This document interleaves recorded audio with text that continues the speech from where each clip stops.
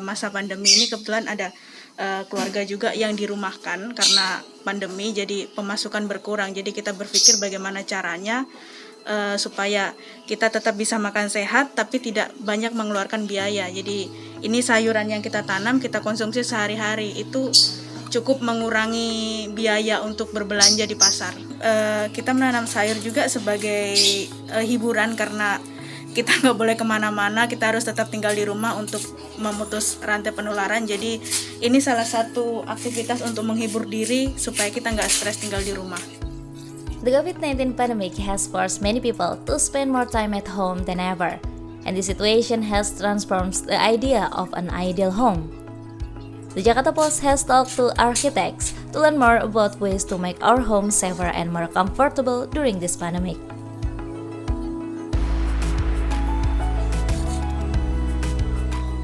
For many families, their homes have been turned into their office, school, and playground. Homes must cater to a variety of demand, and there are many ways to achieve that. You may be interested in creating dedicated space for relaxation or working, or creating a new multifunctional space for family members. To make your home more comfortable, you can improve air circulation, adopt an open space design, or bring nature into your home. Akhirnya manusia secara alamiah dia kangen dekat dengan alam. Itulah menyebabkan bahwa integration of the new house with the plant is important. Sekarang Anda lihat tren semua orang berburu tanaman karena nggak bisa jalan-jalan. Nah, pengen deket lagi sama alam. Aside from just being comfortable, homes are now also expected to be more sustainable. Two young Indonesian architects, Sri Rahma Aprilianti and Vincentius Gilerandi Santoso, have introduced a house design called Ati Desa, which offers sustainable solutions for the pandemic situation. Their innovative house design won first place in an international competition on a dream house that responds to the pandemic situation. Pertama, kami mencoba untuk menstudi problem apa saja yang mungkin muncul dari pandemi ini sendiri, dan hasil studi kami yaitu pertama adalah isu tentang pangan, isu kesehatan secara umum, dan isu kesehatan mental, juga isu tentang perekonomian. Kami merancang rumah ini dengan membaginya menjadi 4 zona.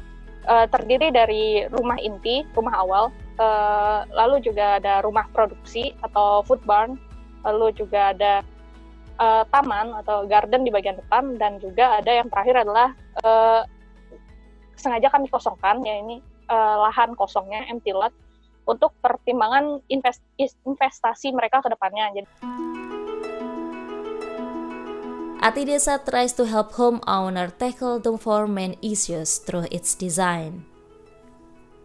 The first part is the 3-story living space, where occupants can carry out their basic activities.